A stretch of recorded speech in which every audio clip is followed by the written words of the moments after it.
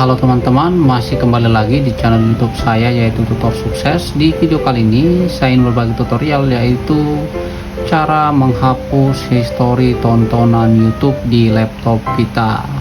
Langsung saja ke tutorialnya. Langkah pertama adalah kita buka dulu Google Chrome. Selanjutnya kita ketikkan di sini YouTube. Setelah itu klik YouTube beranda. Setelah tampilannya seperti ini, klik history.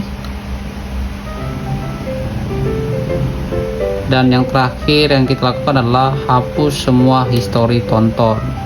Hapus histori tontonan. Maka histori tontonan kita sudah terhapus. Mungkin gitu aja caranya. Selamat mencoba. Terima kasih.